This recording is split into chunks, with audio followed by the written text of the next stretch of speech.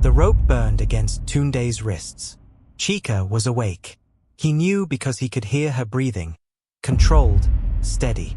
Outside the warehouse door, something dragged across concrete. Not shuffled. Dragged. 3 of them, Chica whispered. Maybe 4.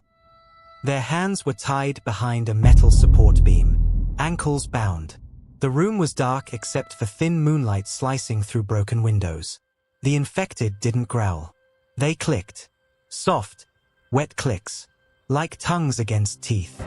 Tunde swallowed. How long were we out? Long enough for them to mark this place. A loud bang hit the warehouse door. Both of them flinched.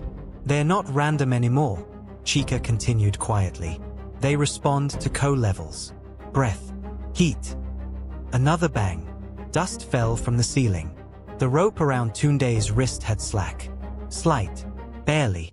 If we move too fast, they'll hear it, she said. Outside, silence. Then, a long inhale. Not human.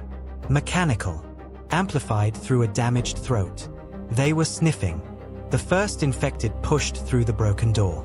Its head twitched sharply left. Then right. Its eyes were white. Not rolled back. Completely white. Tunde held his breath. Chica rotated her wrist slowly. Skin tearing. Fiber stretching. The infected stepped forward. Click. Click. It tilted its head toward them. Tunde's lungs burned. The rope snapped. Chica didn't stand. She didn't run. She kicked a metal can across the room. It clanged loudly against the far wall. The infected jerked toward the sound instantly. 2 more rushed in. They moved like corrupted code. Too fast, too sudden. Chica grabbed Tunde's hand and whispered, "Now." They crawled behind stacked crates as the infected attacked empty space where the noise came from. Outside, more clicks. They slipped through a side loading door into the bush. Branches scratched their faces. Behind them, the clicking multiplied. The infected weren't mindless. They were triangulating. They burst out of the tree line and stopped cold. Dozens of survivors crouched near the old railway bridge. Everyone silent. No crying children. No shouting. Just fear. Across the narrow bridge stood infected in clusters. Waiting. They're learning choke points, someone whispered. The safe zone lights blinked faintly on the other side. So close. Tunde looked at Chica. Ideas. She stared at the metal railings. Then at the abandoned fuel truck halfway on the bridge. Then back at the silent crowd. They track breath, she said. So we give them too much of it. She moved to the truck. Inside, a portable generator and compressed oxygen tanks, likely looted from a hospital convoy. Her brain worked fast. If we rupture the tanks and spark the generator, the blast wave will disorient them. Not fire, pressure. It'll overload their sensory response. Tunde blinked. You're guessing. She met his eyes.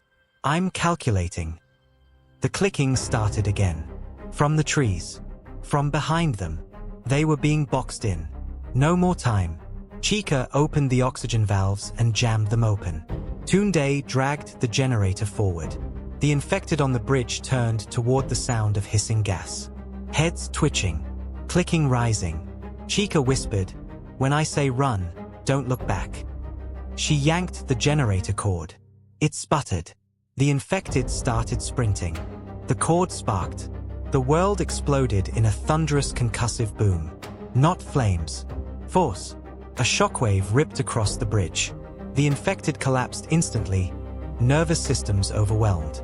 Some fell over the rails into the river below. Silence. No clicking.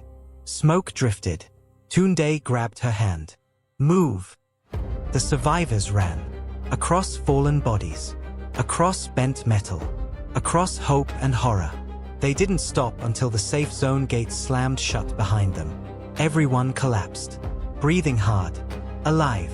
Tunde looked at Chica. You think they'll adapt? She stared at the dark forest beyond the bridge. In the distance, a single click echoed. Slow. Measured. Intentional. She exhaled. Yes. Subscribe for more at The Last Signal Studio.